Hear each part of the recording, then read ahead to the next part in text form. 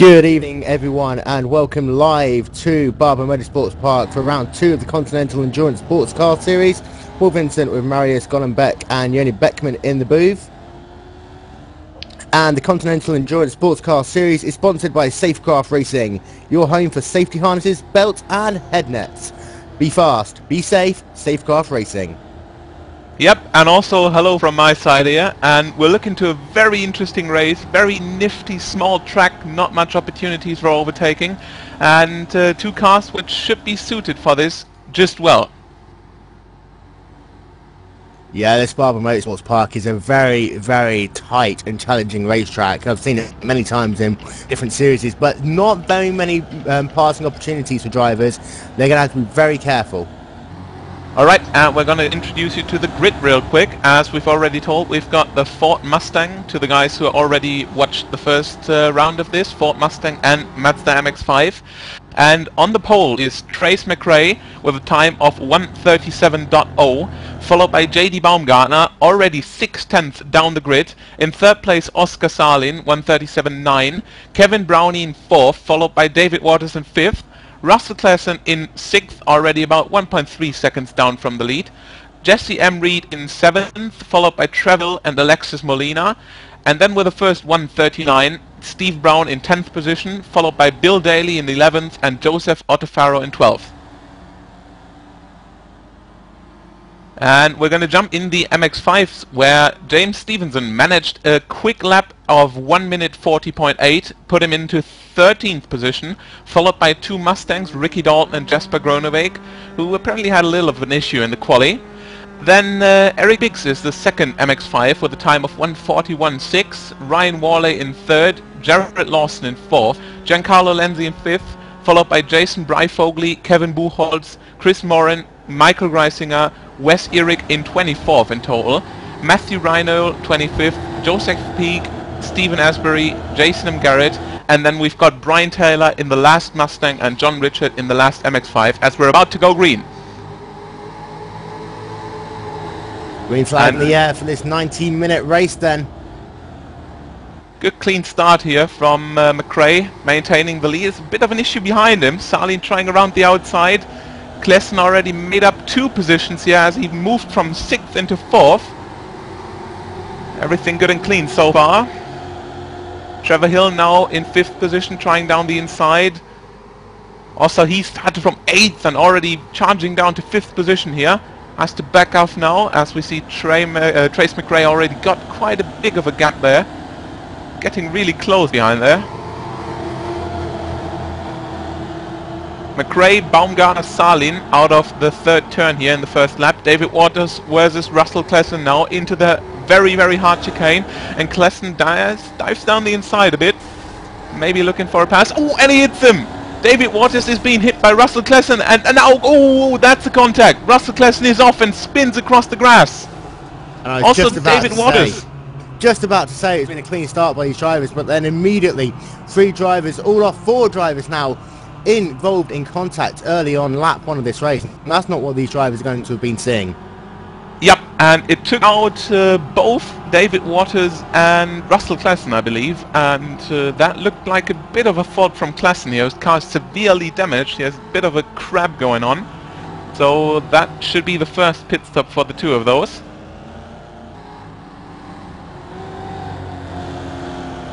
Of course, we have the caution coming out. Not seen in much series, but also road courses or road series have enabled cautions. And Trace McRae is going to close down the pace car now, and well, he hasn't had much of his lead, but apparently got a good run off grid here, and well, we've got about 2 to 3 laps coming up behind the pace car, and we'll see if he can maintain that gap.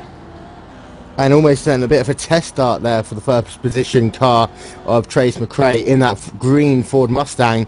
And I think, I mean, full course cautions on these road tracks, I think it's very important. This is a very short track, so the last thing you would have to do is have damaged cars trying to get themselves back down to pit lane. A lot safer to bring the pace car out, let everyone go and get their damaged repairs cars back into pit lane, and then resort it out from there, as we'll go back to green flag racing in about 4 minutes time. Yep, and as we see, Ryan Worley, the only car who has been actively involved in the crash, apparently caught up with Klassen versus Waters down the chicane, so he's the only one, apart from these two, in the pits with a severely front damaged car there. So I hope his mechanics do a good job and send him out with a rather good car there. As we see, the standing time is quite long, and I wonder if he's even going to get lapped. And as I said, it's a very short racetrack here at Barber Motorsports Park, 2.38 miles, that's 3.83 kilometres for those of you who like that maths. 15 turns on this racetrack in, very tight, very narrow, and you've got a couple of nice passing opportunities, Marius, especially into turn 1, nice flowing 90-degree left-hander, possibly coming into turn 7, maybe turn 9 and 10, but turn 11 is a terrifying corner to make a pass, but I've seen some great racing down there before. Absolutely, absolutely, and we've seen that it's getting quite close, always. If you try to make a pass, it's literally a very narrow track. You said it, not even 4 kilometers of distance, and we've got 15, 16 turns here, so this is really not much of a track where you can be calm and wait, so you have to attack if you want to get past. As we see, Ryan Worley is exiting the pits now, and we also see the leaders coming into the pits now. James Stevenson, Eric Biggs, and all the guys up in the grid. Interesting strategy by the MX-5. I'm guessing they're having a look at their fuel, thinking that they can make it to the end on this one more tank of gas, getting fresh tyres for all of them as well, most likely. Be interesting to see if they do rotate tyres, or those who just take fuel. It looks like, for the most part, everyone's just taking fuel. Yep, didn't look like a long spot, a stop there for everyone. Now we see also some of the Mustangs have been in the pits, Ricky Dalton also exiting now, and we still see that David, who's been hit by Russell Klassen in the chicane, is still standing.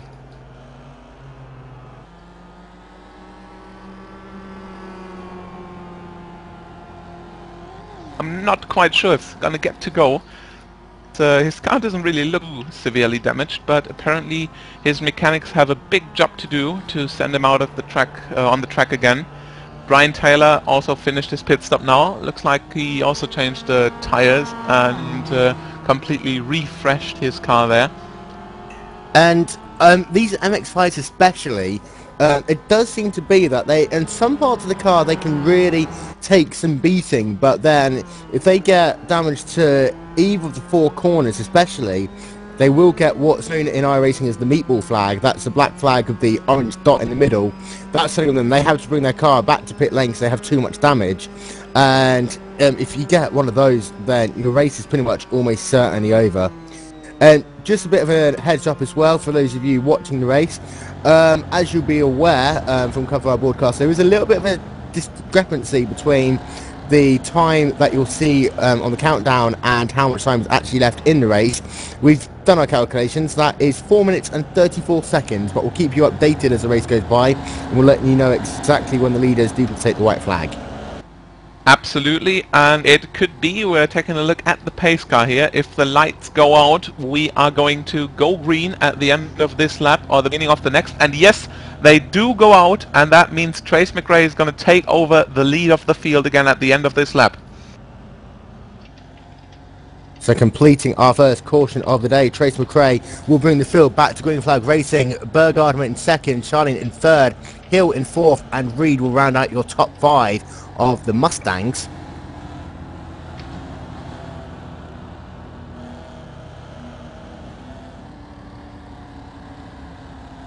And I think a number of these drivers now, Marius, they just want to get themselves into a rhythm. Having a caution early on this race, you know, they just want to be in a position that they can kind of just get into knowing how the track's feeling around other cars, get themselves ready to go. They don't want another caution too soon. Yep, and you say it, it's we have to emphasize this, it is definitely one of the most difficult tracks out there, and we've only got about a difference of 3 seconds between the fastest Mustang and the fastest MX-5. So if you're in the struggle, if you maybe got a bit of damage and you can't run your lap times, you might be actually ending up fighting an MX-5.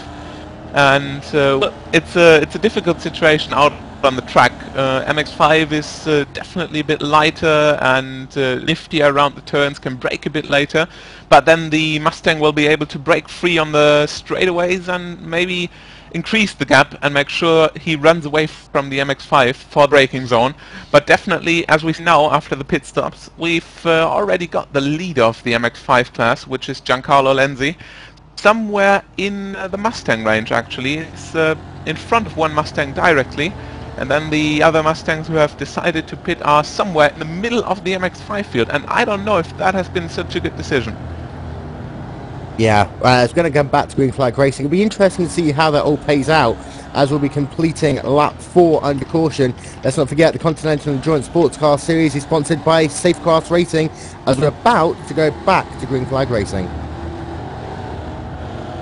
Yep, and we're still maintaining the speed, and now it's Trace McRae leading the field with a clean start again. Oscar Salin in third, and Jesse Emreet in fourth, already in a bit of a trouble. Steve Brown tries it down the inside. Clean pass, maybe, now right turn coming up. Not so easy on the outside anymore, but Steve Brown still maintaining fourth position. Jesse Emreet now looking for the pass, and he is passed again. That was some crazy forward action there going into turn 1. Everyone very clean this time around though to come through to complete halfway through the first lap of this green flag stint. And we see the top 4 have sort of been able to break free a tiny bit. Trace McRae still leading the pack, and also he has been able to break free a bit, so no danger for him for the dive bombs under braking, which you've especially been calling out. So he's maybe looking to break free with a bit of pushing in the first part of the race to just ensure that he's going to have a clean break free, no damage, and as we've seen, a tiny mistake can already cause severe damage. Yeah, and your top 5 in the MX-5, Lenzi is leading from Breifogel in the MX-5s. If you're looking on the race broadcast, the blue cars denote the Ford Mustang, and the yellow and red beautiful overlay there is donating those of the MX-5s.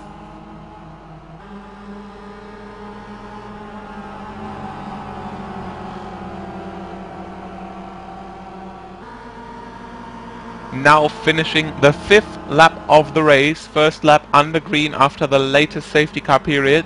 Trace McRae still leading the field, of course, out of the 5th lap into lap 6 now.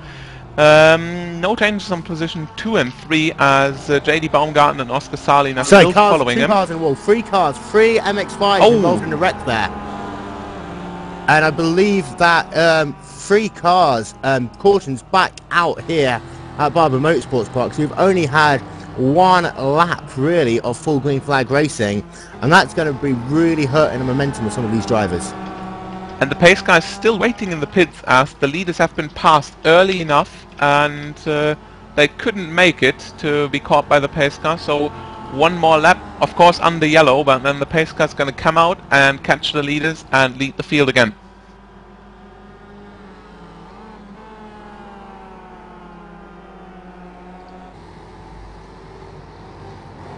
So 3 MX-5s involved in that wreck. They're going to be bringing their cars back down to pit lane. I think they've got varying amounts of damage. I think 1 or 2 of them might be able to carry on without too much repairs. Have a look back to see who that is on the replay.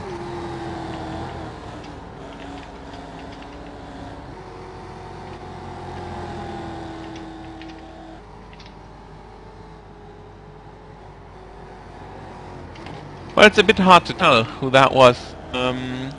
John Richard definitely involved there, but not really clear to see who's been causing the crash there. But, well, as we're going to have the second safety car period of the race, we can see who's going for the pit this time, who's maybe taken the advantage for pitting early last time. So it's definitely some strategic factor in this race, and would definitely be cool to see this in official series, and having this in a hosted series of course adds up to the fun and adds up to the strategic part of the race. And as you were saying while we were talking just for the end of that last caution, not only being 3 seconds a lap slower only, the MX-5s are able to challenge some of the slower or more damaged Ford Mustangs. If we do get a long green flag stint here, then it's going to mean that the Mustang's going to have a very difficult time on this tight and narrow racetrack, making their way through MX5 traffic as this race progresses. And we see that John Richard, if we're able to switch the cameras, is now in the pit entry with a bit of a dent on his rear. So he's been severely caught up in the crash, and apparently also Wes Eric and Jared Lawson have been caught up. So we maybe see those in the pits too.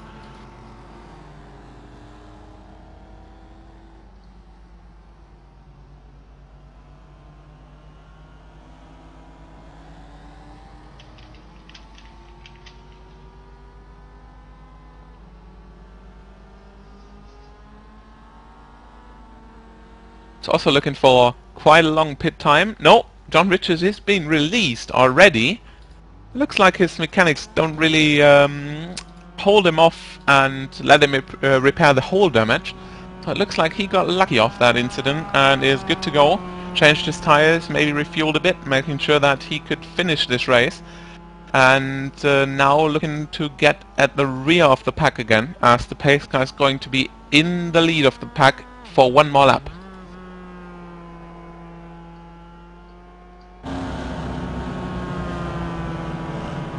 And let's not forget, these drivers are competing not only for race finish here, but also for the championship.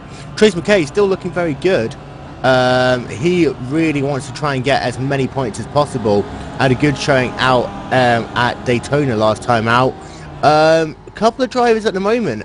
Really interesting to see how Baumgartner does, because he did okay at Daytona, but he really wants to try and get himself, you know, a good solid top 5 finish at this race. Absolutely, and exactly when you say it, we see JD Baumgartner in the pits together with Jesse M. Reed. Baumgartner's been 4th before the pits, and I think Reed has been somewhere in 5th or 4th somewhere. So these guys looking for an early pit stop. Of course, in the driver's seat, you're never really sure if there's going to be another caution, if there's going to be enough time to pit under yellow. So you best take the safe way, and it's especially interesting because Trace McRae has stayed out together with Oscar Salin. Now, of course, Salin in 2nd, followed by Trevor Hill and Steve Brown. And that's going to be very interesting. We know that Trace McRae is maybe able to break free from the pack, but it's very interesting to see how JD Baumgartner does, as he's going to leave the pits and somewhere result to be in the middle of the pack, around place 20, 24. And he's got a lot of MX-5s in front of him. And like I said before, I don't know if that's the right decision. Well, for Trace McRae, if we get a long green flag run now, this will be perfect for him. Baumgartner is going to have to get himself around a lot of the MX-5s. We said already, this is a very difficult racetrack. While there are passing opportunities, you've really got to commit into them. And it's not like a couple of other tracks where you can overtake 2-3 cars down a straightaway. You're going to have to pick them off one at a time.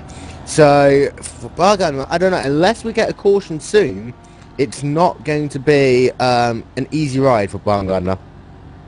I hope, as we've seen, a bit of dangerous driving, bit of no room for all of the cars involved.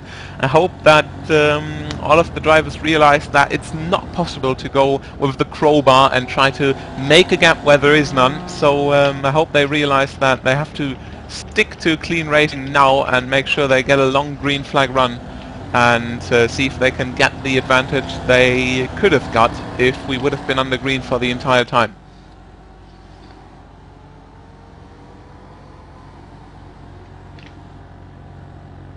So a slightly extended caution period here, as the pace car lights, I believe, are off now. So we're going back to green flag racing next time by. And Marius, you do a lot of, you know, fast-paced, adrenaline-fueled racing. How difficult is it after 2 cautions in the first part of this race to get yourself back into the rhythm that's so important in endurance racing? Well, I think, as we've seen 2 times already, Trace McRae is definitely calm enough to do the start and maintain the lead, but yeah, it's always a difficult thing to get back in the racing, get back on the right speed. I mean, behind the pace car, these guys are doing about 2 minutes 20 per lap. Well, 2 minutes 20 is more than half a minute off their regular pace, so they can just try to save fuel. Yeah, not take into account that their tires will be used in these laps and make sure they get a clean restart. And well, you said it, pace car periods also maybe reduce your concentration, especially when they come very late in the race, and then you have to fear people behind you. But Barber Motorsports Park start finish line very late, and even if you get an early breakaway out of the very last turn, you might be able to hold on to the lead, as I don't know if dive bombing into the first turn is possible, and even if it is, that's what we've seen with Jesse M. Reed. You might not be able to hold on to your position, as the next turn is a very long, almost 180-degree right turn. Oh yeah, the first section of this lap, very, very difficult. And turn 2, turn 3, say you're talking about that 180-degree, almost spoon curves, a bit of an opposite almost of Suzuka.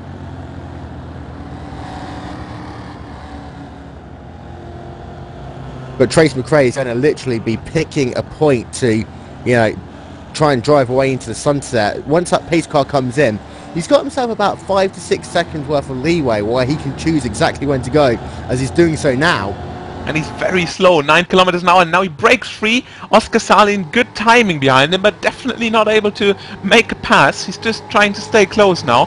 And Kevin Brownie down the inside, little bit of contact there with Trevor Hill, and that was an absolute dive bomb of Kevin Brownie. Yeah, pretty much almost free wide going into turn 1. Crazy stuff still with the Ford Mustangs trying to go for position. Meanwhile, Trace McRae is doing a great job out front, pacing these field. And we're going to switch for a short time to the MX-5s, where also Giancarlo Lenzi clinged onto the lead after the restart, and now we're 3 wide right away as we've just switched, and we see that James Stevenson has made a pass down the very inside there. Kevin Buchholz now into 3rd, Jason Breifugel into 4th position, followed by Joseph Peak into 5th. Now the attack from Buchholz into the chicane, hopefully nothing goes wrong. James Stevenson letting pass safely. Now onto the brakes, heavy cutting off the curb inside, and Stevenson manages to make the counter move and get past Kevin Buchholz again into 2nd position of the MX-5 grid. Let's not forget that Stevenson won last time out at Daytona, so he'll be looking for a strong finish to see if he can start to get a decent enough lead in this championship chase for the ST class.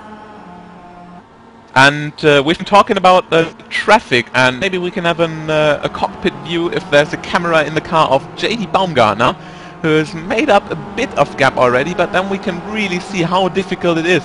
He's not only got to fight slower MX-5s, he's also got to fight bit of damaged Mustangs, and we're on board with him now.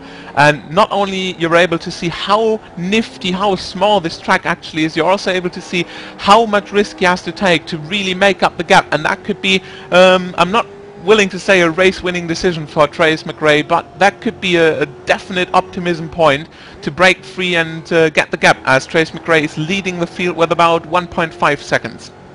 Oh yeah, for a large portion of this racetrack, this track is pretty much only one lane ride. You can try and make a move at certain points of the track, but you really need cooperation from the other drivers if you're going to have any chance of doing so. As I'm just looking at Baumgartner on board, doing a sterling effort, currently running in 11th, trying his best, but as you see, to close it, because you're not got so many big braking zones and a lot of it sweeping corners, a lot of it is about momentum. Absolutely, and we see we're still on board with J.D. Baumgartner. He's currently running in 17th position in total, of course, and now he's reaching the MX-5s, and you see how close this is.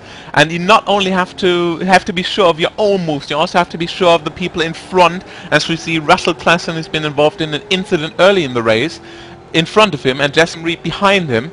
And well, now Klassen has made the pass, and Baumgartner is left behind, as there's simply no room to overtake. Yeah, very, very tricky section of the track as the car has a dance left, then right again. And say, if you're the car behind, you've not only got to be looking at yourself and your braking points, but especially as you're going through this MX-5 traffic, trying to make sure that you're not running over them as you go into the corner. So you're going to have to be a lot more careful when you go onto the brakes into these big braking zones. Absolutely, and we see how tiny the gaps are, and we see Joseph Ottefaro behind Baumgartner has made an attempt of a pass, but then again the track has been so filled that there was absolutely no room. And Baumgartner is still charging through the field, following some of his Mustang enemies here, and he's just looking to Trace McRae to close the gap, of course, in the distance of Trace McRae. And well, we've got the camera on him, and we see that the gap is currently increasing by about 0.5 per lap. Yeah, the gap up to 2 seconds now, and I tell you what, they've really managed to break away from third place car. Brown is now a good 6 seconds behind the second place machine, so looks as though that you've got a charge out front, but these two are just pulling away.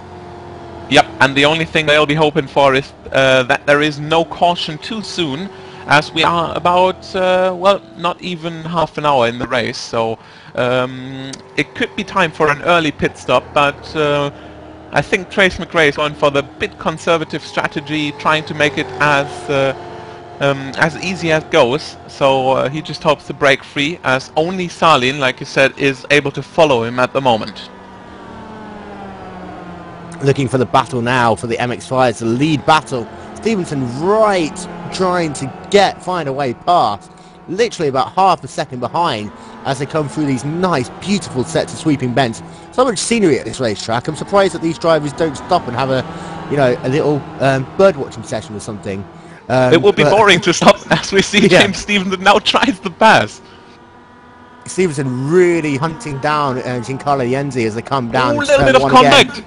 And Giancarlo Lienzi is into the grass. Oh, and almost hits him there. Hard in the braking. That was very close for Lienzi, and James Stevenson now made the pass in the lead. Yeah, Lienzi just ran over that bump there. Very, very lucky for him that there's the asphalt there on the exit of turn 1.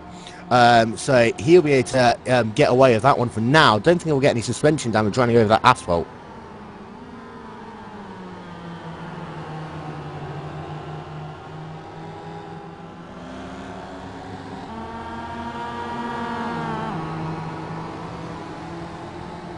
Tell you what though, Stevenson, I say he won last time out at Daytona, and it looks like he's trying to go for 2 in a row. He's doing a sterling job on this MX-5 class. I mean, these cars, it's an absolute handful to get them round. Whilst they are set up to run, on racetracks, it's very difficult for these drivers, and to be very careful on the brakes and the turn and the back end likes to slide around quite a lot as they come into these corners, and then they dance around as they go back on power. And comparing the lap times, we've got Stevenson now following the end of the pack of the breakaway Mustang field, which is Bill Daly, whose last lap has been 1:41.8, and Stevenson has been a tiny bit quicker, 1:41.5, and Lienzi is definitely not holding off. He's still trying to make a move, still trying to make his opponent nervous, as also they have been able to break free, as especially the cars who've been chasing them have been either in the pits or needed to let by and let them break off. Be interesting to see how this battle in the lead between Lienzi and Stevenson develops as they are getting hunted down by a couple of Ford Mustangs. Whether or not they're just going to let them both out of the way and they continue their fight, or whether or not they're going to try and use it to their advantage. And we see now J.D. Baumgartner, former second place Mustang, is now trying to make a move on the inside, and now overtaking the leaders of the MX-5 class, and still trying to chase down Russell Klesson there, who apparently has got all his damage fixed, and now not quite sure if he's been able to make up some time there, as he's running about the same times than Trace McRae, but still he's got a bit of traffic in front of him, so we'll definitely stay tuned and see how that plays out. So it looks like Stevenson didn't manage to get too much of an advantage over Giancarlo Lienzi there as they let the two Mustangs pass, but at the same time it'll be interesting to see now whether or not Stevenson can try and suck up to their draft on the straightaways a little bit. You can, if you're in one of these MX-5s, get a little bit of a tow. It's not as great as two Mustangs towing each other down these straightaways, but unlike Daytona, you've not got as big straightaways to be able to do that. And we've got Trevor Hill in the pits from the 4th position in the Mustang class. Also early pit stop, and I hope that that there will be no green, no caution, of course, as Trevor Hill is making his pit stop under green, We haven't seen him in the pits so far, and I'm not sure. I suspect there will be another caution, but it's really hard to tell when, so it might be a good decision and be a bad one. Really hard to tell at the moment.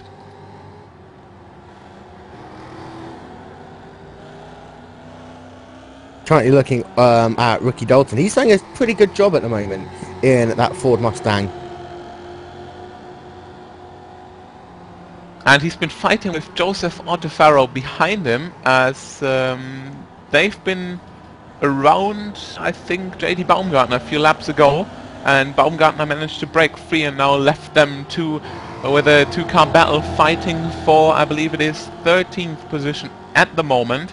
But remember that we have two different classes, so these are the places in total. And in the class he should be 9th, maybe 10th. It's really hard to say. And we've still got the pit stops to come. And as we have a 3 seconds time difference, they should make their way past the MX-5s. Oh, sorry, I just need to interrupt you. That's horrible spin there for Rick Dalton. We're just looking at him he was riding in 10th at the time. Spins it around. I believe that he manages to save it, but horrible spin. As in, very tricky part of the racetrack there. The cars have to dance left, then right into a long 180-degree corner.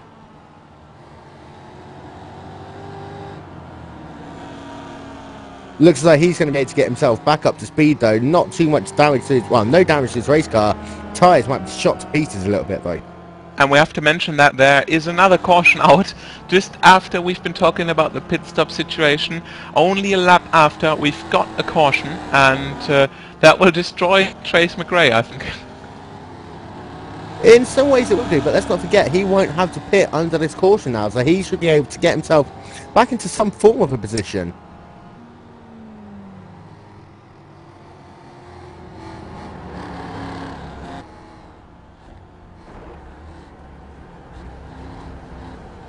Be interesting to keep an eye on Trace as the cars come down pit lane to see just what happens. He's just looking behind him, car just getting himself into the grass a little bit there. Yeah, perhaps, and that was Wes Eric, I believe, and another car, the MX-5, just sliding down the hill. I think some of these drivers are trying to do fuel calculations, not paying attention to the road ahead of them, and just 1 minute, and all of a sudden they're bouncing across the grass. Yep, and Wes Eric now being waved by the pace car as he's been able to get a lap back and clinch onto the rear of the field now as the pace car's let him pass. Also Kevin Brownie has been stuck behind the pace car, has been waved by, and now the pace car's collected the right order at the front of the field. Trace McClay leading and now pitting. Oscar Salin also behind him, Steve Brown also pitting. The three leaders of the race so far in the pits. Also Jasper Gruneweg in 4th, also in the pits.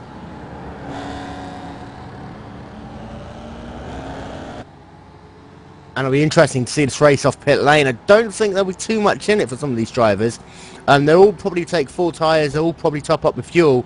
But I think the difference is some of these drivers are able to be a lot more gentle on the throttle pedal, which means they can save themselves maybe half a second to a second down in pit lane.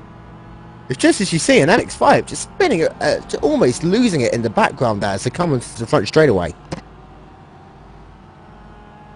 We've almost got the entire field now in the pits, except for the guys who've been in at the beginning, and calling that out is especially Russell Klesen and JD Baumgartner.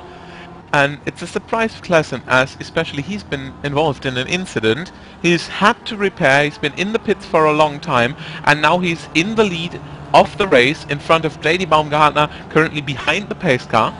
And then we've got the leaders of the MX-5 class, so 3rd and 4th position in the total grid now, MX-5s, and that's going to be a mayhem at the restart. We've got completely mixed up grids, we've got Mustangs, MX-5s, all driving together, and they really have to pay attention in this one. Yeah, we did say earlier that even though on paper the Ford Mustangs are faster, the gap between the two cars a lot less here than it is at other types of racetracks. So it's going to be very difficult for these Ford Mustangs to get around the Mazda MX-5s, especially the fast ones, especially people like Stevenson and Giancarlo Lienzi, who we saw earlier having an amazing battle. it's a bit hard to really show you all the action which is going on. The track is, like we said several times, one of the one with the most turns in the shortest distance, so we can be at the one end of the track but still on the other end there's severe action going on, and we've of course tried to give you the broadest view of everything which is going on, jumping between the classes, but at the moment there's just so much going on. And speaking of it, Giancarlo Lenzi, second place MX5 so far, pitting now, maybe for the last time, and that could be the last caution, so that might be a good move from him.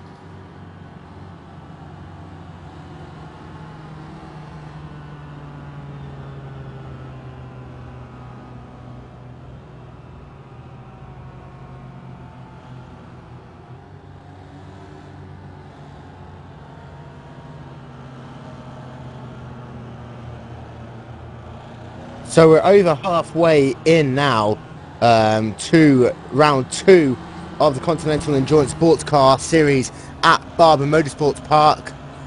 The Continental Endurance Sports Car Series is sponsored by Safecast Racing, your home for safety harnesses, belt and headset. Drive fast, be safe, Safecast Racing.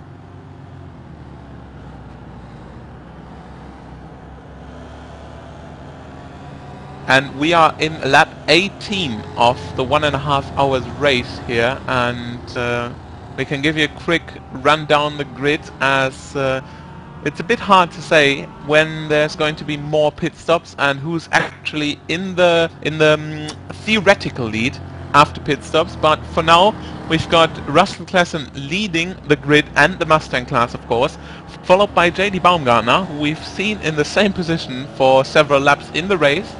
Then we've got James Stevenson, third place and first Mazda MX-5, and that is a bit of a surprise. He just managed to stay off any incidents, not get into trouble, and now he's in third position in total. Jesse M. Reed, third in the Mustang class, fourth in total, followed by Joseph Ottefaro, of course, fourth in the Mustang class and fifth in total. And then we've got Eric Biggs, Kevin Buchholz, and Joseph Peak, the second, respectively, third and fourth positioned Mazda MX-5, and Ricky Dalton is the first Mustang, I believe, in 6th position. And it's really a mixed up grid there, and we've got almost exact split ups as we're going green this time. Russell Klesen leading the field.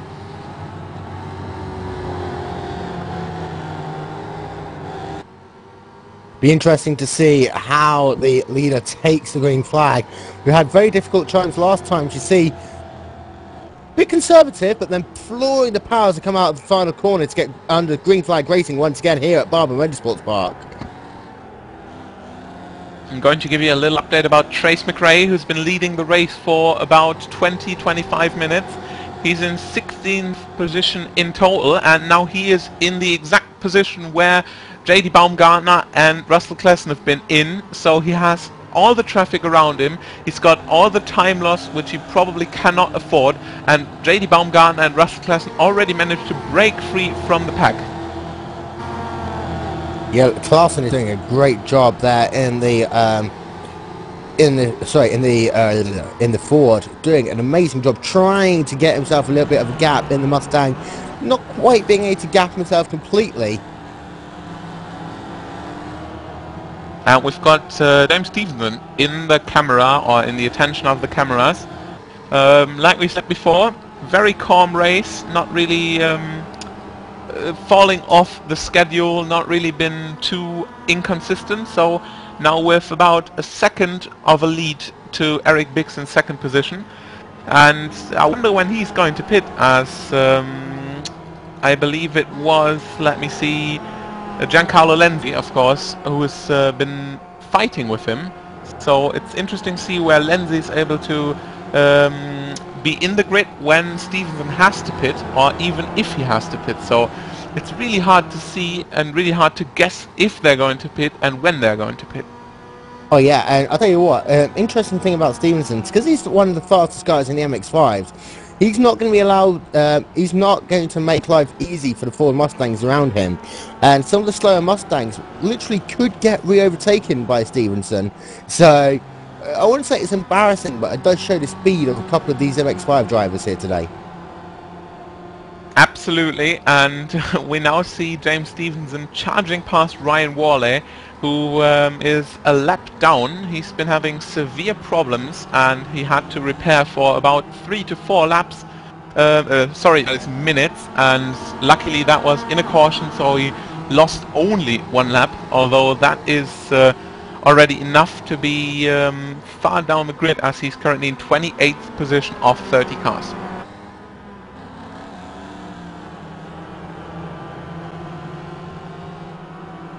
Couple of drivers really putting the hammer down now. Even though we've still got over half of this race left to go, a lot of these drivers realise that their placement, in the event that we do get another caution, their placement on the racetrack is here at MXY, just sliding around there through that nice little left-hand flick before the right-hander into turn 2 and 3. A lot of these drivers realise that if they do get another caution, they're going to need to make another pit stop. Placement on track now is still going to be vital. And for the guys trying to chase down, like Trace McRae, he realises he's got to get himself as far up as possible, as quickly as he can, if he's got any chance of getting himself back into the lead of this race. Talking about the lead of this race, it's still JD Baumgartner versus Russell Klesen, and we've got Klesen in the lead. Jessim Reed in 3rd position, maybe looking to close the gap, but at the moment JD Baumgartner definitely the quickest car in the field. Now looking maybe for a pass in turn 3 down the inside. Klesen already prepares to close the inside line. Now comes to the right. Gap is definitely not small enough for Baumgartner to make a pass here. So he has to wait, and he cannot unfold his pace until he gets past Klesen.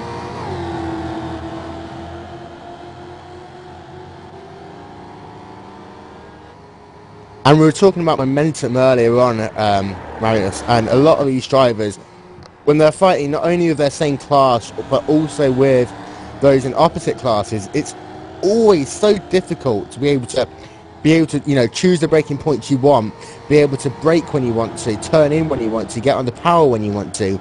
And for these drivers, it really is a test of how good they are at being able to not only run in traffic, but for sustained periods of time as well. Because, I mean, 90 minutes is a long time to be racing in this series. Absolutely, and talking about multi-class racing, after this race at 10 PM GMT it is, so in about 1 hour 45 minutes we'll be bringing you more multi-class racing from Daytona, and we'll be bringing you the first round of the Grand Am Premier Series, and that will be the Ford Mustang again, this time of course on Daytona, featuring not only the Mustang but also the Riley Daytona prototype. So this is even bigger than this, bigger speed differences, bigger differences in cornering speed and everything, as we're talking about close to road cars here, as the Mustang and the MX-5 don't have too big speed differences, so it's even harder to really predict when you can get past, really predict when you can outbrake someone, and you really want to be safe. And I'll tell you what, for a lot of the drivers racing in the Premier Series later on tonight, it's going to be, in some ways, almost, you know, revenge or payback from the Daytona 2.4 hours we saw a couple of weeks ago here live on Glacier. Some of these drivers really wanting to get themselves back into the groove. And I'm just still waiting for JD Baumgartner to really get close and make the pass. I think he's about half a second off the times he could do, and Klesen is of course not really making a lot of mistakes, but even with Baumgartner closing in, there is simply no room to get past, and he really has to be close. He really has to make the move and execute it with absolute precision to not hit Klesen, of course, and to really not get any damage on his car, as he's still fighting against McRae in the distant duel.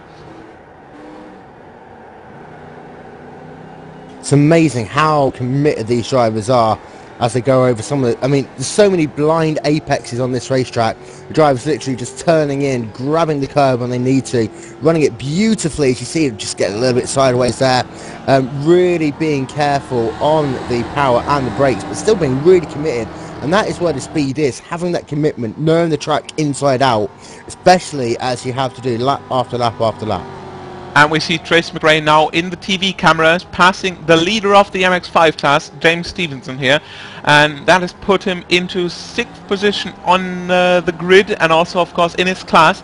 And we're going to switch to the lead. JD Baumgartner now trying around the outside into turn 4, I believe it is. Turn 4, turn 3, that is. And now coming up to the chicane. Will he be able to clinch on, get the lead? Very early break from Baumgartner, holding the inside line, too wide into the chicane. Klassen now holding the outside line, and Baumgartner forced to go on the grass on the inside, and Klassen maintains the lead there. Very good battle between these two drivers. As you say, it's very difficult to go too wide up this racetrack, but it's so unique how there's so different lines you can take in some of these corners, somehow managing to stay too wide for so long, but finally back to single file racing. And that is going to help especially Jesse M. Reed, as he is in 3rd position, only looking to close the gap to the leaders and maybe get a bit of that fighting pie at the front. And also Trace McRae, Oscar Salin, 5th and 6th position on the grid. They are just waiting for mistakes at the lead. They're waiting to gain time. They're waiting to just get any bit closer, as of course they also don't know if there's going to be a caution, and they want the race to be as close as possible and just looking to close the gap. Oh yeah, and let's not forget also that a number of these drivers are going to try and push other drivers into making a mistake. Part of the bonus point system works that if you can do a race with less than 6 incidents, then you get 5 bonus points. Now there is a way, if you're a really aggressive driver, to try and force a car ahead of you into making mistakes, as you see Baumgartner and Reed battling still for 2nd position, that you can try and force them into errors so that in the long-term championship hunt, gain yourself a bit of time that way. And that is exactly what Baumgartner is doing this time. Now he's gone around the inside line. Last lap it was the outside, now it's Klassen forced to go on the inside. Again, too wide into the chicane. Contact between Baumgartner and Klassen. Klassen is off!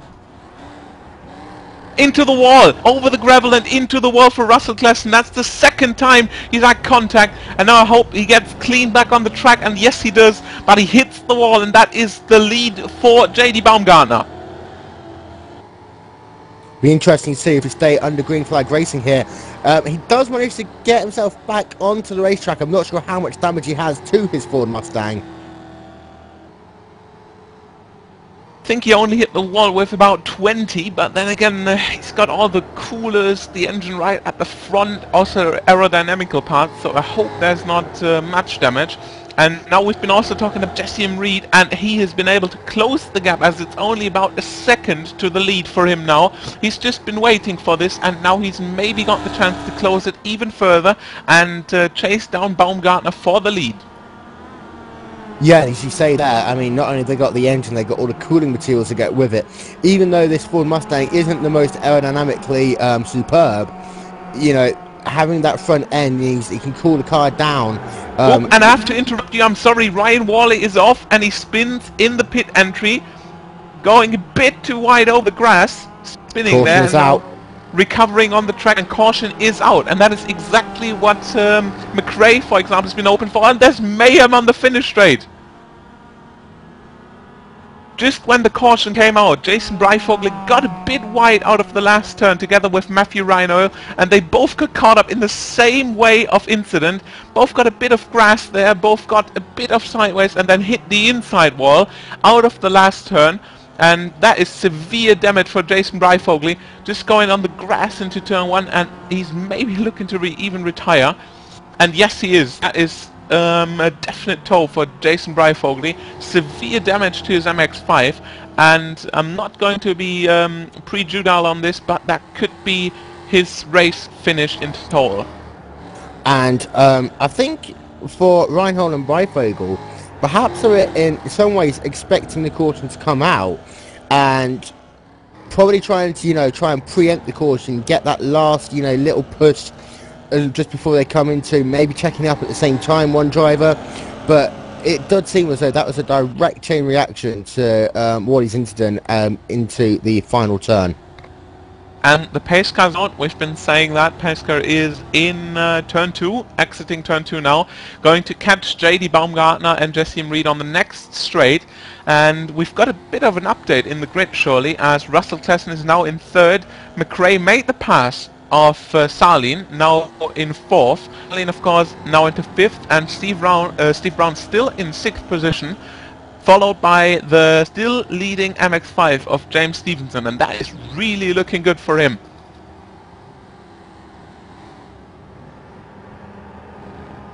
No one so far in the pits, as only I think Matthew Reinl. Yes, it is Matthew Reinl looking to get the pit stop with a severely damaged rear of the car. He's hit the front of the front of his car to the wall, spun, and then again hit the rear, so his car is damaged at both sides, and I believe that is going to be a longer pit stop for him.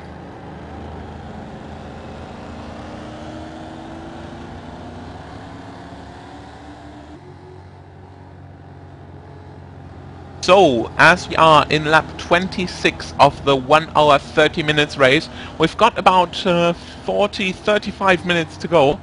So we're going to give you a quick rundown the grid, as there's been several changes, especially in the front running pack of the MX-5s. So we're going to start with the Mustangs. JD Baumgartner has been able to stay in the lead all the way. He's made the pass of Russell Klesen with a bit of contact in the chicane. We've seen that. Jessim Reed in 2nd position, not really shining there, but still looking for a comfortable 2nd position. Not had any incidents, so cool race for him. Russell Klesen, after the contact, dropped down to 3rd position. Trace McRae in 4th, Oscar Salin in 5th, and definitely we need to stay with these two. I'm pretty sure McRae is going to give it all he's got, trying to charge down Klesen and just trying to get way back to the lead, as he's been in the lead for about 10 laps in the beginning of the race. Steve Brown, 6th position in the Mustang class, followed by James Stevenson, who's still a very comfortable leader in the MX-5. Eric Biggs, a 2nd placed car in the Mustang, followed by, I believe it is, Joseph Peak in 3rd position, Kevin Buchholz, Derek Lawson. And these three, I think they're going to have a very interesting race, as they're close together, no Mustangs between them, so at the restart maybe one of them is looking to get an easy position off the line and get a good start, and definitely try to get further up the grid. Oh yeah, definitely, and it's interesting to see how the field does spread out when we're under green flag situations, but under caution, some of these guys are literally getting themselves, you know, a bit of a second chance. They might have been held up trying to get them way through the pack, or they might have been, you know, just struggling. They have the opportunity to just sit back, regroup for the moment, and think about what they need to do. But I was a little bit surprised that more drivers didn't come in to get a quick change of tyres, because I think that might be really important as we enter the last portion of this race. I mean, we still got about 40 minutes left to go. 40 minutes left to go.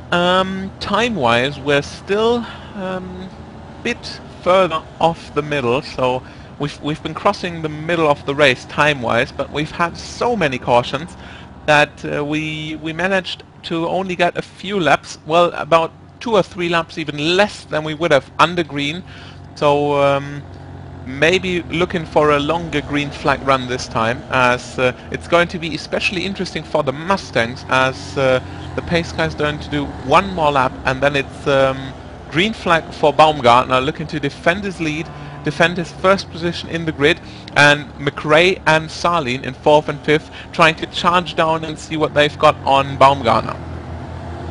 And a lot of these drivers will be hoping that we can just go green for a longer period of time now, especially the drivers out front. I think they really want to get themselves into a rhythm and try and pull away from this field. Baumgartner especially, he wants to try and get away from Trace McRae at this restart, and even though he's currently sat in 4th position at the moment, he wants to get himself to a position where he can drive away and hope that McRae can't gap him as this race continues to progress. Absolutely, and we don't know yet who's going to have to do pit stops, who has enough fuel, who's got the best tyres out there. The race is still going on for 35-40 minutes, so if you're on worn out tires, if you've got maybe too much, maybe too low fuel, this could change a very lot in the grid, as we've got about half of a lap to go, and then Baumgartner's going to take the lead again, taking it onto the 29th lap. It is half of the race is over, and we're going to see a battle for the lead, I'm pretty sure, in the Mustang class. Oh yeah, definitely. But do you think that we're going to actually be able to get ourselves a good green flag run here, Marius? I can just hope for it, honestly. We've seen enough cautions for this race. I think our spectators can agree, and we're just looking for a good green flag fight for the lead in both classes.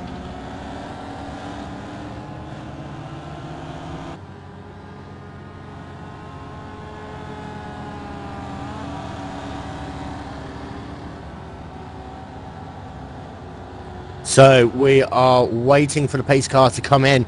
You are watching round 2 of the Continental Endurance Sports Car Series, live from Barber Motorsports Park, live on Glacier TV. Don't forget, we'll be back with you for round 3 at what will be a really, really interesting race. March 10th at Homestead Miami Speedway using road course B layout. That's going to be an amazing race to watch, and make sure that you keep in contact as Glacier TV brings you the entire Continental Endurance Sports Car Series, sponsored by Safecast Racing, to you live.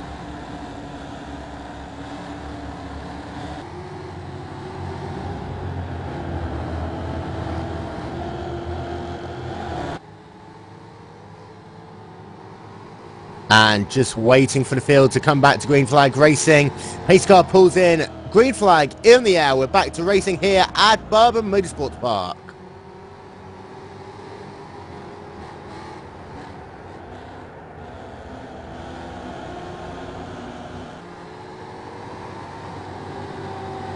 And it looks like a nice, easy run down to turn number 1. Drivers being a little bit more cautious after having 3 cautions, wanting to see if they can try and get themselves a little bit of breathing space. Trace McRae looking down to the inside to come off turn number 3. But out front, it looks as though the first 4 Mustangs, Jody Bargardner has got himself about a 3 car length advantage going through this nice, tight, tricky section. He's going to be trying to pull out, as you see Trace McRae making a move into 3rd position. He's going to be trying to pull out as much of an advantage as he can now, knowing that Trace is very fast in this car. And he's going to want to try and get himself into the position. He's looking at on board with Trace McRae now. So Trace McRae in that number 69 machine. For him, it's going to be as quick as possible to try and overtake 2nd position, get himself into the shot where he can get himself back into the lead of this race. We saw him dominate early on in this race through the first couple of cautions until he made his pit stop. So it'll be interesting to see whether he has enough fuel to go to the end.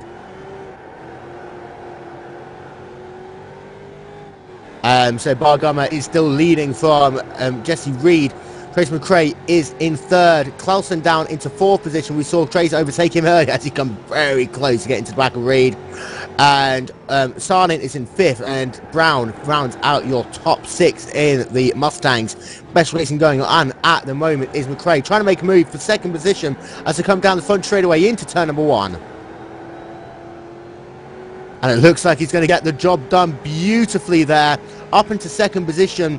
And now for Bargardner, he knows he's done all he can to pull out a gap, and now he's just got to press on and see whether he can keep that gap as high as possible.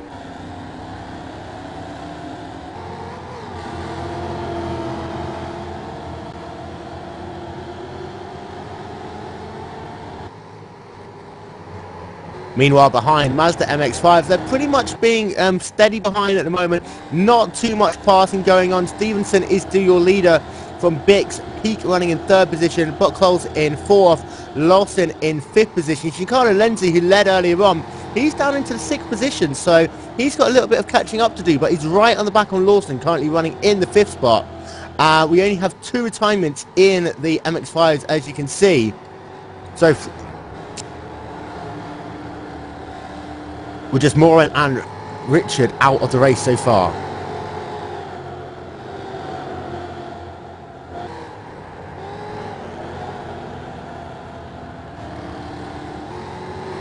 Looking up front though in the battle for the Mustangs, it looks as though Trace is starting to close that gap down to just over a second now between him and Buckmaster as they come through the final sweep of corners down the front straightaway one more time.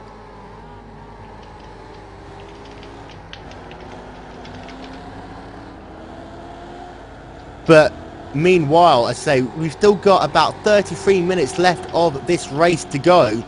And a lot of these drivers now are hoping this race will go green flag to the end. We've had 3 cautions so far in this race so far. Made it very difficult for these drivers to build some form of momentum up. But it does look as though once you get a couple of laps under your belt, the field really does start to spread out. And the top 2 cars already coming up to lap Mazda's beautiful move there as they come down into the sweeping chicane by Bargardner, trying to gap himself to McRae, hoping to see if he can get himself into a position where he can put the MX-5 into the spot where he ends up getting stuck, but it didn't happen there. MX-5 just pulls to the left, gets out of the way. So Baumgartner really trying to see whether he can make a gap to McRae, but it looks as though that gap is still closing.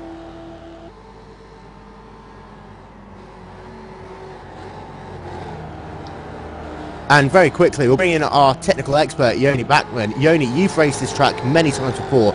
So narrow here, so difficult to make a pass. And as we get to a position where more of these MX-5s are going to get lapped, is that going to make it difficult for these lead 2 to try and get themselves some distance to each other? I don't think so. I think this track is awesome for these slightly slower paced cars than we're used to seeing in the Barber, like F1 in the DWC series, Indy cars, Star Mazdas. I think this track is excellent for, especially with the Mazda MX-5 Cup cars and the Mustangs, because they're both cars are not that wide, and the car is thin, so the track is thin, so suits these cars pretty well, and especially with the low speeds and lots of semi-slides going through the corners, especially the last corner where you can really, I've had tons of fun around this racetrack with the MX-5, though it was the Roadster back at the time, the right-seated car, but still a ton of fun going through these corners with these cars. You can really throw your car into those corners with this, and I don't think the track does allow quite a bit of I could even say drifting with these cars. You can really slide your car around the corners wherever you wish, as long as you don't go overspeed to the corners. So yeah, I wouldn't think that these guys would have any problems getting past the MX-5s. Looks as though Trace McRae is closed right up onto the back of Bargardner. But it's interesting as well. These, I think in some ways the Cup car is more suited to this track than the MX-5 Roadster, just because of the fact that needing to get through the gears, the Cup car having 6 in relation to the Roadster's 5 has a lot more torque due to the fact that the gears are shorter to each other. So that's probably a bit of an advantage for the MX-5s. Yeah, adding to the fact that while I was racing the Roadsters around here personally, the Roadsters were much more stiff with their setup, and the car was basically hard to drive. I mean, it had very hard springs, and the car was pushing more than oversteery. But with the MX-5s, if you don't have the setup right and you just go over the curbs, unlike the Roadster would have done, it would have just to eat the curb and just stick to the road. While the Cup car can actually go on 2 wheels if you just hit a tight corner hard enough to get those 2 wheels over that curb and just go right at it, and without lifting, you have a slight danger of throwing your car over. So just under half an hour left to go in round 2 of the Continental Endurance Sports Car Series here at Barber Motorsports Park, live on Glacier TV. Will Vincent, Yoni Backman and Marius Gollenbeck in the booth. It looks as though Trace is right on the back now of Bogardmer, trying to find a way through but not having the opportunity to do so just yet. Yep, and he's in that position for more than 1 lap now, and I wonder if he's just looking to protect his tires a little. Well, he doesn't know what's coming up. We've got a little less than half an hour to go, so there could be a caution, there could be a crash from Baumgartner, there could be literally anything. And I think he's just going for a bit of conservative driving, trying to protect his tires, trying to not run into any silly mistakes. And as we've seen with Klesson and him, they were racing so clean, and then Baumgartner had a little bit of an issue and tapped him, and that was severe off for Russell Klassen. So I think McRae's just taken the safe card here. Yeah, especially. It does look as though he's looking for an opportunity, trying to force Bo Gardner into mistake, as you see them lining up perfectly coming down to turn number 1. Especially when it comes overtaking. Now they're past Stephen Asbury, 23rd on the grid in his MX-5. McRae couldn't get an advantage of that. Usually it's best to be second in such situations, so just see what your opponent does, see if he has a problem, and then charge by. And we're going to stick to McRae for a little bit on his rollbar camera to just see where he gains the time and where he maybe loses it, and where it's the critical points of the track, and these points will actually lead to him being able to overtake or being forced to stay behind Baumgartner.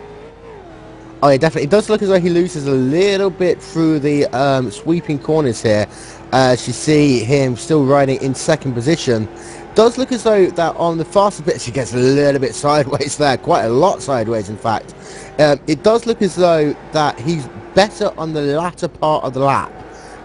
In the first part of the lap it does look as though Baumgartner does have the advantage.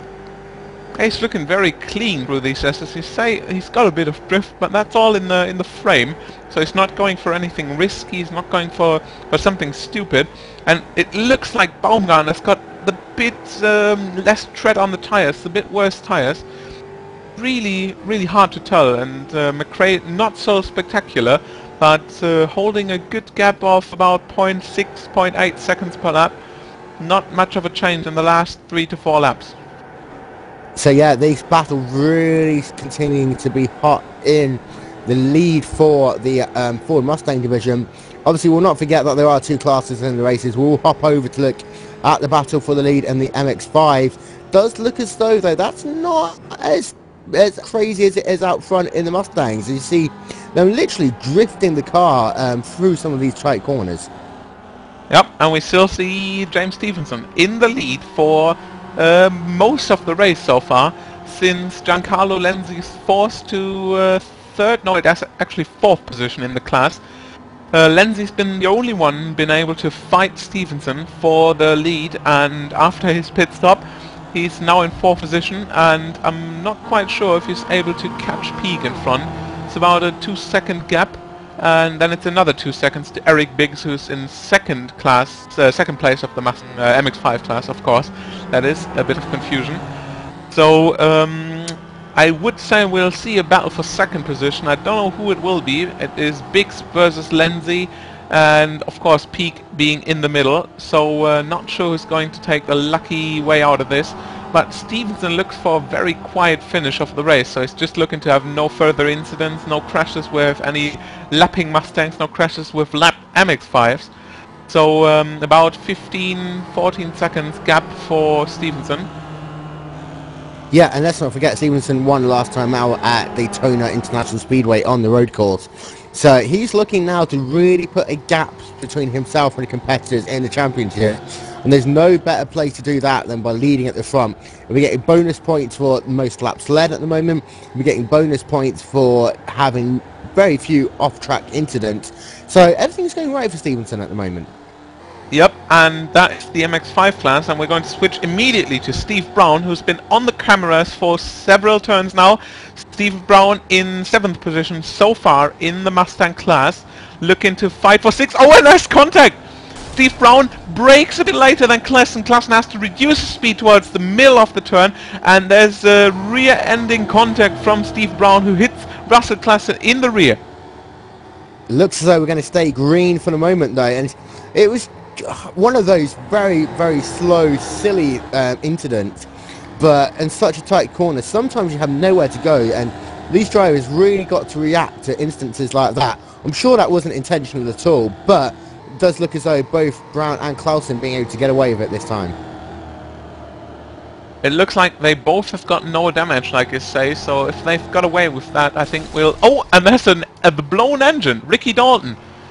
We've seen him having severe engine trouble as he had to pit for once, and now it looks like his engine has completely depleted and quit the service. as we see him now rolling, maybe trying to work his way to the pits, but now it's uphill and that's not going to be enough for him. That is not going to be enough, and that's going to be a DNF for Ricky Dalton. We did talk about earlier about how we felt that his incident might have caused some cooling issues to his Ford Mustang. It does look as though he's either blown his engine that way, or he might have just missed a gear. Coming down the gearbox as often as you do, just having too many revs going into some of these corners. You see Bogartner really under attack now by McRae. Ooh, no contact so far, no contact. Everything clean and both very sideways out of the turn. Baumgartner now on the right side. Remember, the next turn is crucial. Who's gonna make it out of the next turn as leader?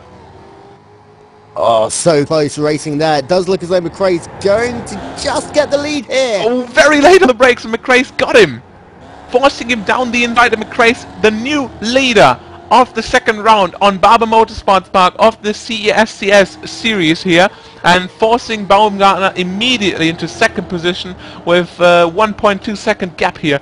And now it's on to Baumgartner to close the gap again and maybe able to follow Trace McRae and get the lead back.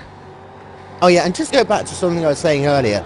Unlike in some other cars like the HPD, the IndyCar, the Formula 1 car and the Sky Racing Service, you haven't got the luxury of just being able to try and slam down the gears. And if you just literally go down one too many gears or go down too quickly with the rev too high, then you put such a stress on your engine, and it's very easy to blow the engines in these cars, especially when you're in the heat of the battle. So that might have contributed a little bit to Ricky Dalton's engine failure. Yeah, it looked like he was in a shifting zone there, so it could be that under downshifting he either missed the gear or the engine just depleted the service, as it might have been damaged previously, so we don't know yet. Maybe looking to get an interview with him next time around and just see what exactly happened, because that looked really strange. Meanwhile, we've got a really good fight going on TV in the MX-5 class. Lawson putting a lot of pressure on at the moment. Yep, and it's Kevin Buchholz who he's fighting with, and it is 17 and 18 position in the total. And that should be third and fourth actually in the class. And these drivers really going at two for now. We've only got 20 minutes of this race left, so even if we do get a caution, that will take about 7 or 8 minutes away. But these drivers know that track position now is going to be vital, regardless of caution or not. So for these drivers, you know, it's really time to start picking up the pace. As you see Lawson really trying to harass Schultz there. The gap is less than a second as they come through turn 3 again. And I have to correct my statement, it is actually place 4 and 5 in the class, and behind them we still see Giancarlo Lenzi maybe looking to close the gap. He's been the only one apart from James Stevenson here putting on a lot of pressure on him.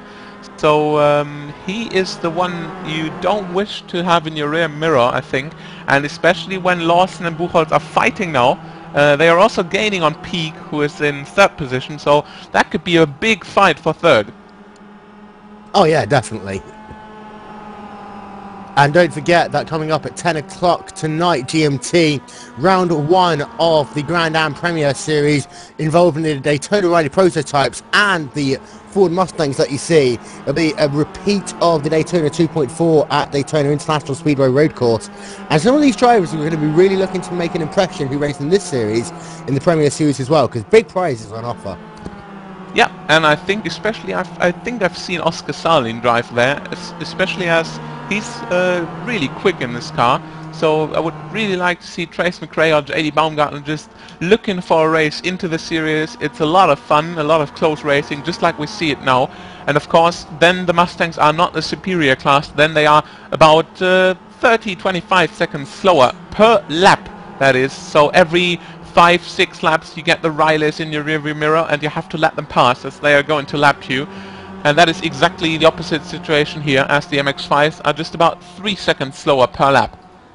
And let's not forget, in the Premier Series later on, they'll be racing in the Divisional Championship for $1,000 for first place.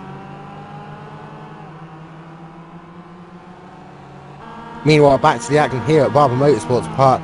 Still a really good battle going on between these three MX-5s, and it looks as though that none of them's giving an inch, but at the same time, being able to try and gap the car ahead proving to be very, very difficult, as these cars, their tyres also starting to show a little bit of wear in some cases. You see them sliding around quite a lot of these corners.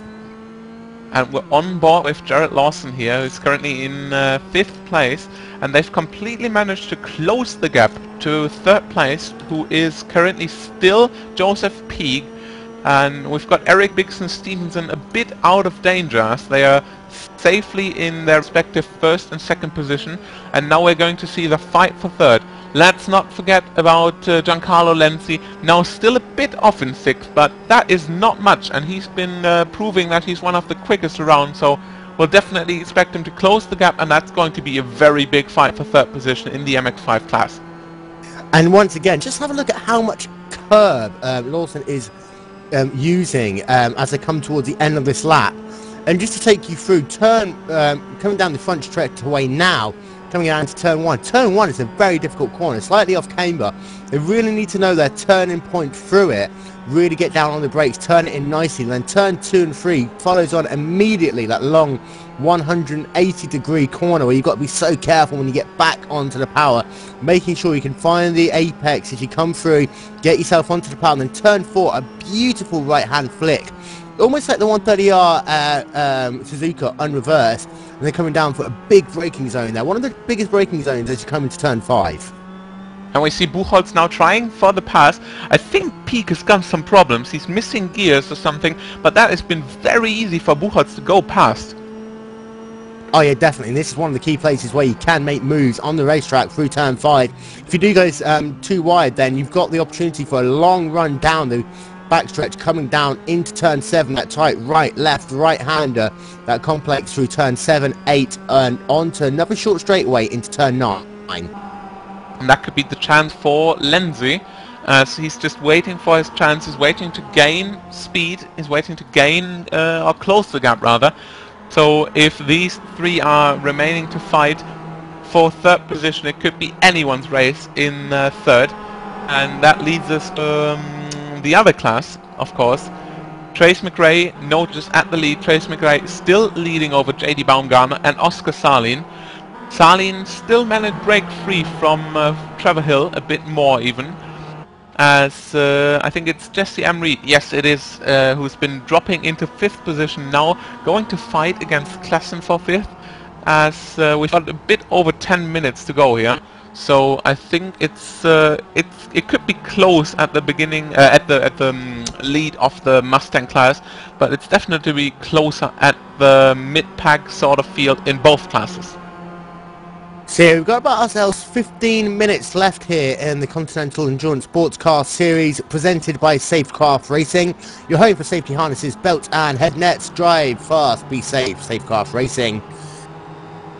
And it does look as though the field is getting spread out, but we've still got some really good battles on track. This pre-car battle on the MX-5 division, really good. I know out front, McRae and Bogard is still fighting it out for 1st position.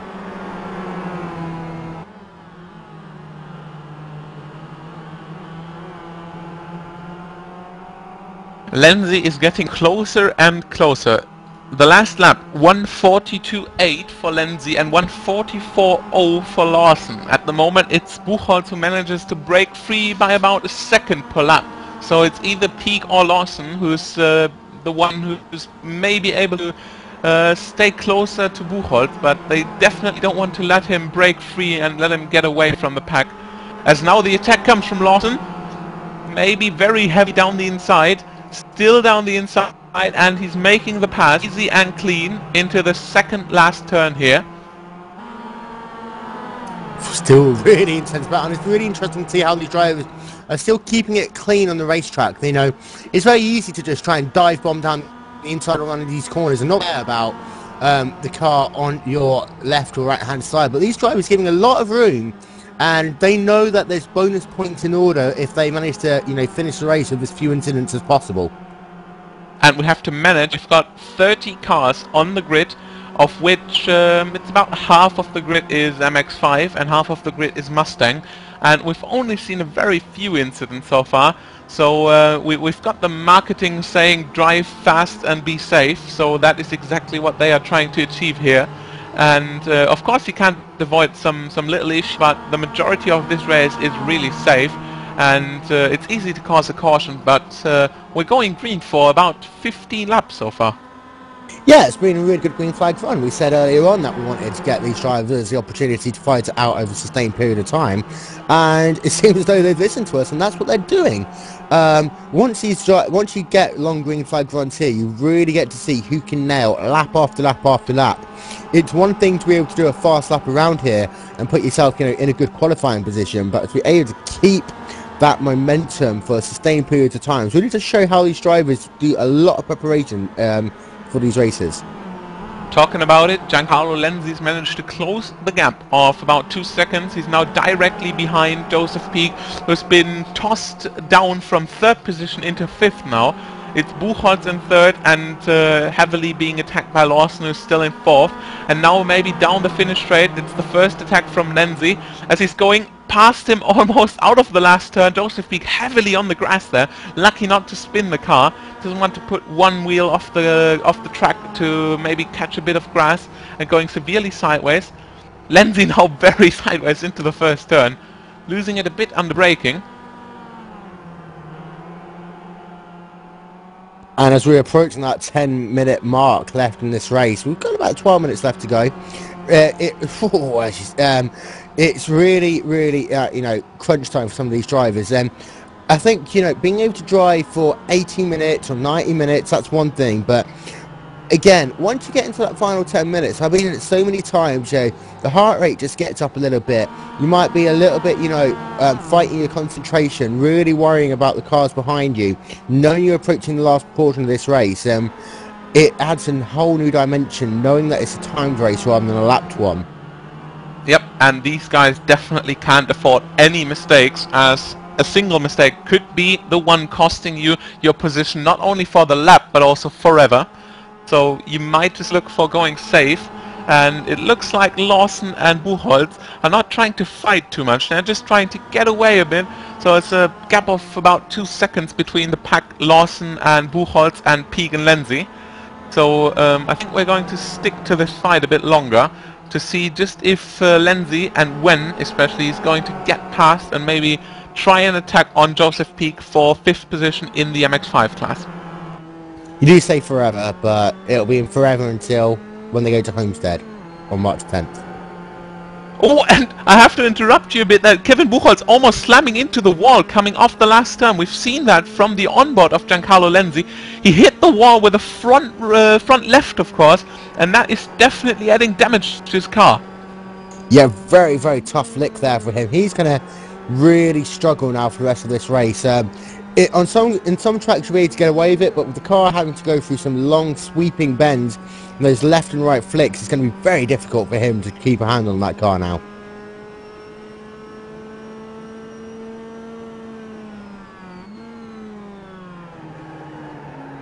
But Lenzi's still really putting pressure. We're looking on the onboard camera of him now. Beautiful onboard you see as well, just from the roof roll bar of this Mazda MX-5. You can see the driver working down on the left hand side of your screen, but you also see just how the views compromise through that front windshield, and the cars ahead of them, the closing speeds and the rates especially, as you get that pendulum effect coming into some of these big braking zones, something that really does take a while for these drivers to get used to. And this shapes up to be a perfect three-way fight for the MX-5, the 3rd position here, as we've still got James Stevenson in the lead. We've still got Eric Biggs comfortably in the 2nd position with about 5-6 seconds gap to 3rd. So these two look to be safe in their position, although anything can happen, which we've just seen to I think it was, let me see, Kevin Buchholz, of course, who's now looking to maybe repair his damage, I don't know yet. So he's definitely lost a lot, so that's what you don't want, just putting a wheel off the grass, tiny mistake there, and causing mayhem, causing damage, and causing you to lose your position you've been clinging on for several laps. And you make a very good point there. It is a double-edged sword. Not only are you going to lose positions, but you're compromising your race for a large portion of time after that. And Lenzi is getting a bit cocky here. He's trying to get past Peak everywhere he can, trying to put his nose in, trying to just get him under braking. Maybe now the next chance is round the outside off turn 3 again. Bit of overlap there, already side by side under braking. Now who brakes later? Good braking point for both. Lenzi still on the outside, looking for a good exit now, carrying more speed, and Peak misses the gear a tiny bit, running a bit into the limiter, and that gives Giancarlo Lenzi the 4th position in the MX-5 class.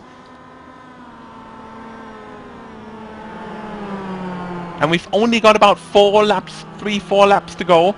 So this could be the final stage, the final laps, and definitely Lenzi's going to put all the pressure he can now. Maybe looking to get Lawson. I'm saying maybe, because there is about 1.5 seconds of gap. So he definitely has to give it all he's got to get Lawson there. And I think Peak is still interested in getting his position back.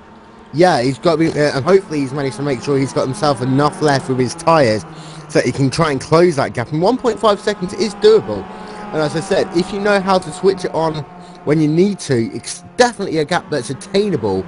I've spoken to many of these drivers, and it's very few of them can run, 100% charging throughout the race. A lot of them just run at 90-95%, just to keep it safe and make sure they don't make any silly mistakes.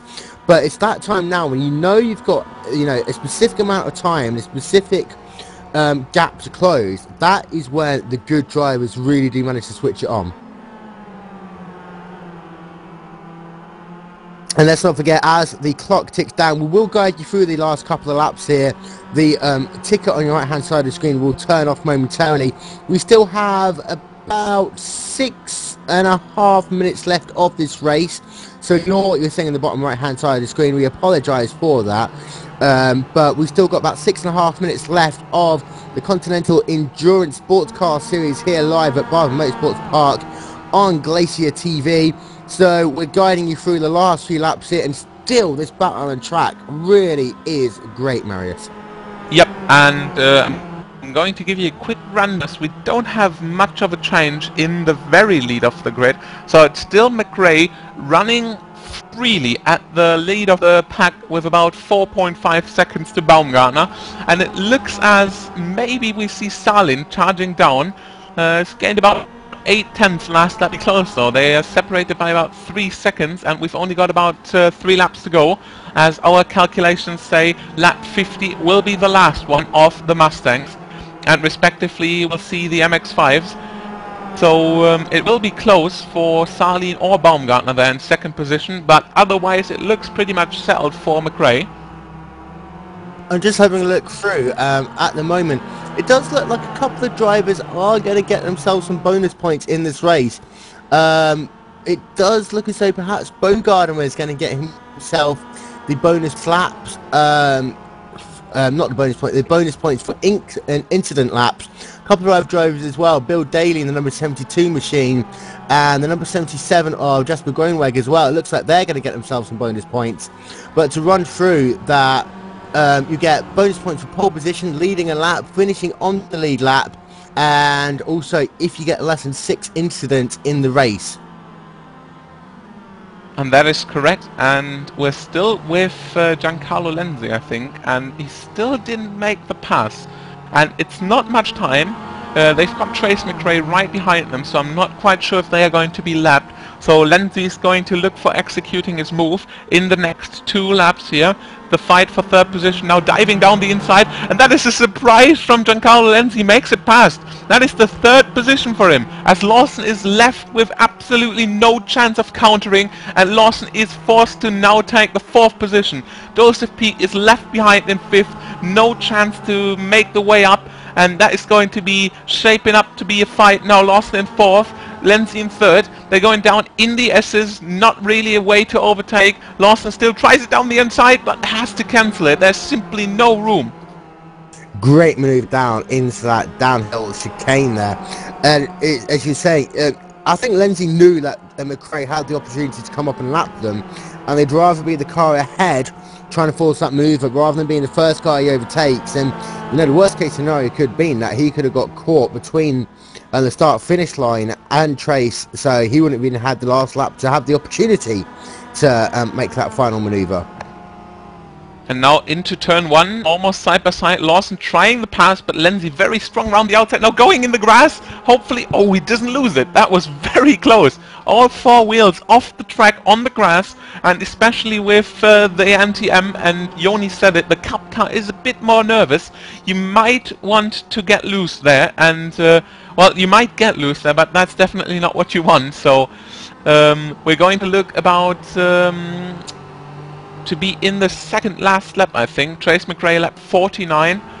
He's going to have one more lap if our calculations are right. Yeah, one more lap after this one, so the white flag will be in the air as he comes past the stripe. Next time by, I tell you what, though, going back to that turn 1 manoeuvre, in some ways it might have almost been better for him to get himself onto that asphalt to the right and corrected it. Very brave of him to stay on the grass and do so. As we're looking at Trace McRae now, he's got himself literally about a lap and a half left to go here at Barber Motorsports Park. Been a great drive by Trace McRae as he comes through the final sweep of corners. And it's going to be one more lap for him to the lead, to the rescue of his win. Severe fighting with Baumgartner, but now Baumgartner looks as though he's able to clinch on to the second place. Salin still is about 2 seconds behind, so I don't think he's able to close the gap. Steve Brown safely in 4th position, that is, of course. Russell Klassen in 5th, Jesse Emery in 6th, and they are all close together, but traffic coming up, and I don't think we'll see any change there. So Trace McRae now running into the last lap of his race. 1 hour 30, of course, that is. Last lap to go for him. To the rescue, to the lead, to the win of the second round of the CESCS series here on Barber Motorsports Park. And it's been a great drive from Trace McRae. Let's not forget that on that last restart, he had to start from the 4th position, made very quick work of 3rd position as he tried to come up through the field, and then a fantastic manoeuvre on Baumgartner to take the lead of the race once again. So Trace McRae, by winning this race, if he will take himself up to the top of the CESCS Season 1 point standings for the Ford Mustang, putting himself a nice 7 points, I believe, ahead of Yadi Baumgartner. And that's a good bit of a cushion there, a good bit of a gap to the CESCS. Very solid racing from both of them. It could have been anyone's race, but looks like McRae's decision to make the early pit and then still run into traffic, but he's apparently managed it a bit better than Baumgartner. They've been definitely both on about the same pace since they're only separated by 5 seconds. But Oscar Salin in 3rd, definitely another hot candidate for a race win in the future rounds. Oh yeah, definitely. So we see Trace McRae come through the last few series of corners, doing a fantastic job here today. Really good run by Baumgartner as well in the 2nd position. As they come through the final set of corners, Trace McRae is going to bring it down towards the start-finish line to win round 2 of the Continental Endurance Sports Car Championship here at Barber Motorsports. Fantastic job by him as we wait now for Baumgartner to take 2nd. Marius, great finish by both these guys. Absolutely, it's not as close as we thought, but definitely we've seen great racing, and we're going to switch immediately to the MX-5 class. Top 3 in the Mustang, McRae, Baumgartner and Salin. Now let's see, Stevenson has been able to keep his lead all the way through the race. He's got 25 seconds of gap, and we've only got about 5 seconds of gap between the leaders and the 2nd position in the Mustang. But Stevenson, very calm driving, not really been noticed by us too much. Definitely no spectacular driving by him. He's just taken it home very safe. Now also last time through the S's, last time braking, shifting down for the last 2 turns, and then it's also going to be the class win in the MX-5 class for James Stevenson. Yeah, great result once again by Stevenson, winning 2 in a row here in the MX-5 division as he's bringing it through the final corner to make it across the line. I mean, I tell you what, Stevenson has done such a good job this race.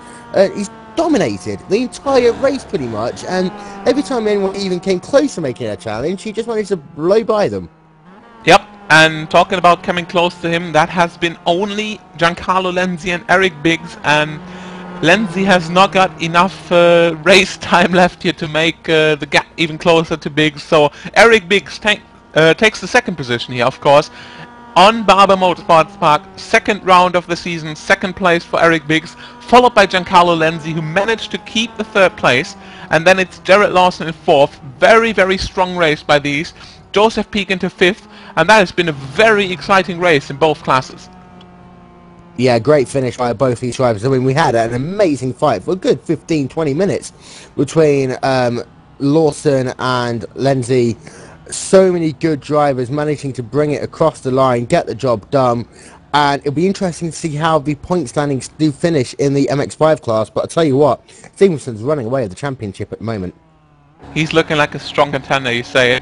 I think it's going to be Giancarlo Lenzi. He won't be too safe with that. He won't be understanding that Stevenson will be the main contender, and I think he will be attacking in the next round. He will be attacking to get another round win here from James Stevenson, and well, also I think there are several other contenders. As we've seen, the Mustang class is quite close, and it's really about 3 people in each class who could grab the win.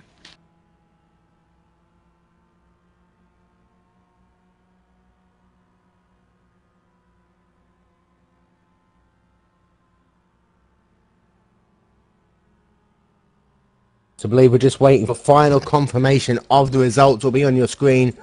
Oh, sorry, no, results I believe are already online, so you can check them out by visiting the website of the Continental Endurance Sports Car Series.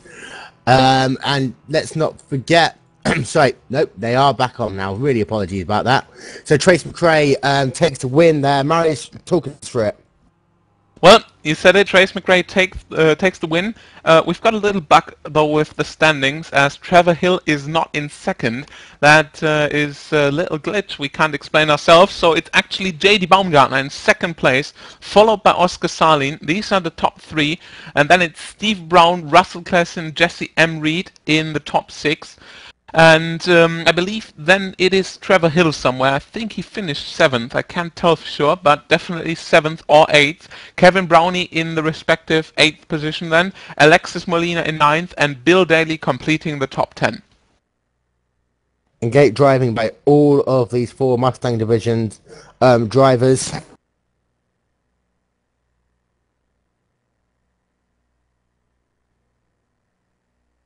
We're going to switch to the MX5 class, where James Stevenson even managed to finish in front of Joseph Ottafaro, who is in a Ford Mustang, so definitely good run for Stevenson. So we said it, he's one of the strongest contenders for the championship. Eric Biggs in second position, Giancarlo Lenzi in third, Jared Lawson finishing 4th this round, Joseph Peak 1 lap down still in 5th position, that is. Michael Greisinger, Ryan Worley and Matthew Rhino completing the top 20 in total. So it's definitely close at the top of each class. And I don't know what you think, Will, but I think the next round will have different winners. I'll tell you what, looking at Daytona, I think in the NX5s, I wouldn't put my money away from Stevenson. We're going to Homestead Miami Speedway. Very difficult layout there, using part of the oval, part of the road course. I'll tell you what, that second part of the road course is scary to try and drive on. But in the 4GT, I mean, we've seen so many good drivers up there being able to have a shot at winning that I think we can do that. It's definitely going to remain an interesting series here. And we can just encourage you to tune in again for the next round, and maybe you can give us some more information on when that's going to be. Yeah, next round is going to be March the 10th at Homestead Miami Speedway using the road course B layout. Tune in same time again on Saturday, March the 10th for that. Meanwhile, this race has been brought to you by Safecast Racing, your home for safety harnesses, belts and head net. Drive fast, be safe with Safecraft Racing. Meanwhile, this has been a Glacier TV production. So from myself, from Marius Gollenbeck and from Yoni Backman, a very good night to you all.